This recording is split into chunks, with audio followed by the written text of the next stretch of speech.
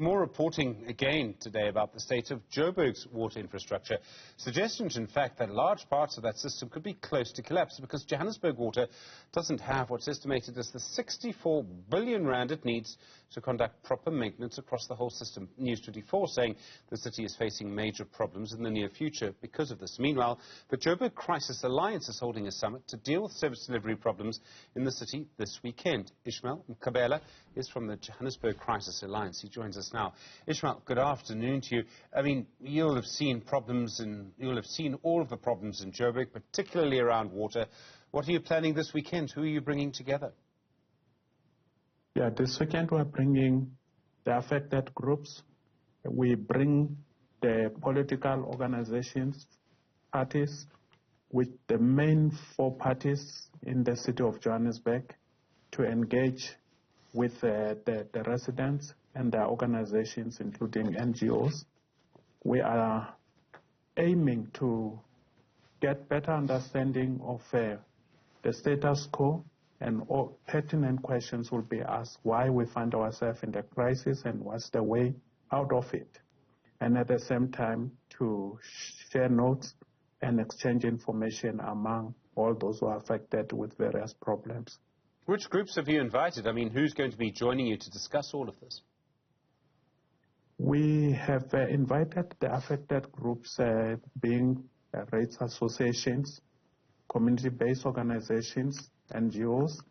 We have also reached out to some organizations which are working in partnership with the city, and as well as the main organizations, as I've already said, being the 4 political organizations in the city. And 3 of them have since confirmed that they will be coming. We're still waiting for the 4th one to come. So it will be 2 from each.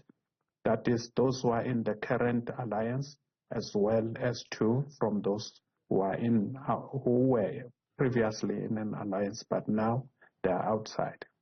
I mean, in a way, Sorry, I think I interrupted you. I mean, you're going to have some of the people who are in charge of the crisis politically, the ANC in particular. I presume you have a lot of questions for them.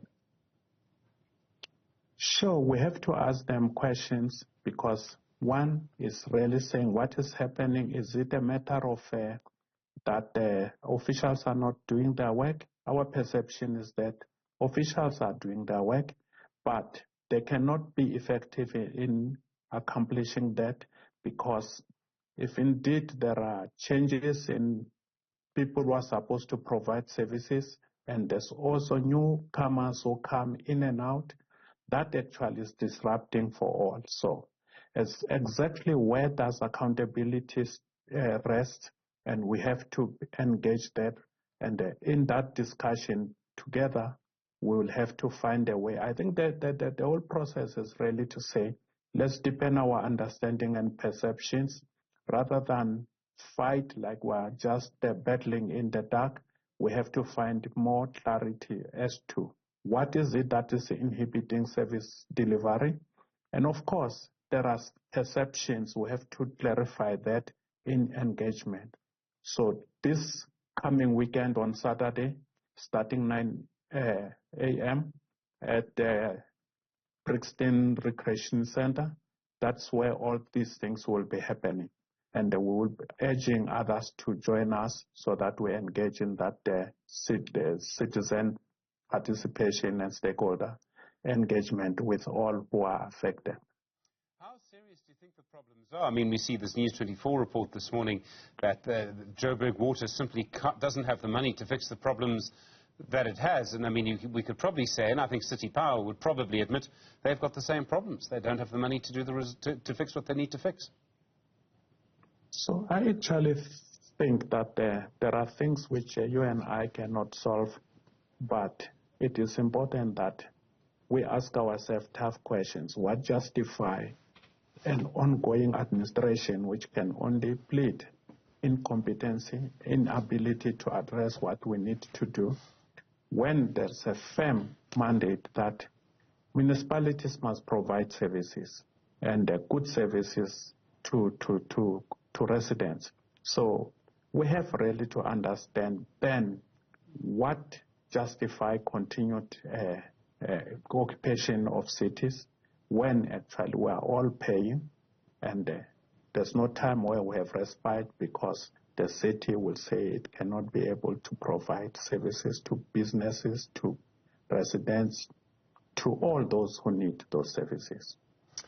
Ishmael, do you think we might be in the situation where we're about to enter a major crisis? I mean, it's hard to know what will happen in the future. There are reasons to believe that some systems really are beginning to fail. Some parts of Joburg were without water for quite a long period recently.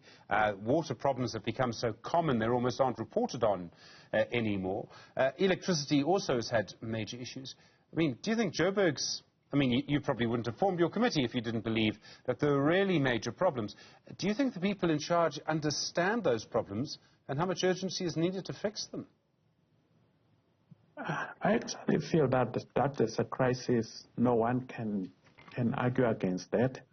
And the fact that you find that within spaces like Johannesburg, those who are better organized are already approaching the municipality, offers some help. Some have actual partnerships. Among them, you'll find groups like the Johannesburg Inner City Partnership, Josie My Josie, the Gauteng Precinct Management Associations. So there are those who see that there is a crisis and they cannot just fold their hands. So they are reaching out to one another, be they businesses, community organizations, and NGOs. So all of us are involved, and we're trying to say, is there a way in which we can find a way forward? There are times where we can all just stand and be spectators, and we'll be seeing change of administration like socks, a person changing socks, but that will not help us. So we have to act from informed positions. And if it, as we have already said, at the highest level, we even ask the president to say, is there any reason why this council can be dissolved?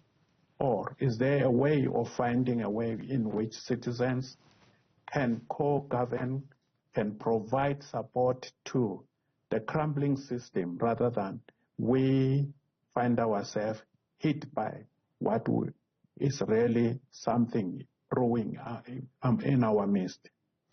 I worry, it's my experience of politicians, Ishmael, you may have more experience than I do, that politicians don't like to give up any power at all.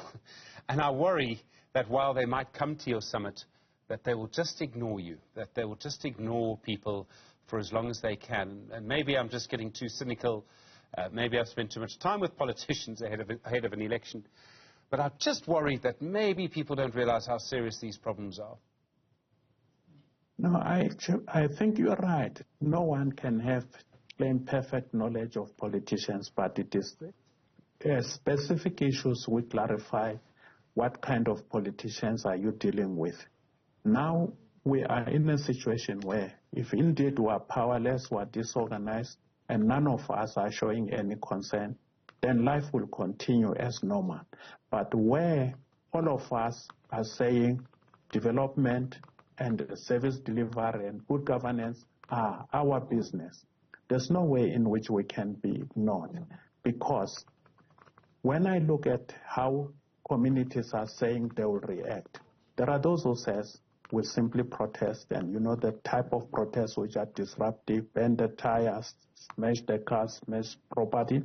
And there are those who says if it comes to the push, we'll litigate.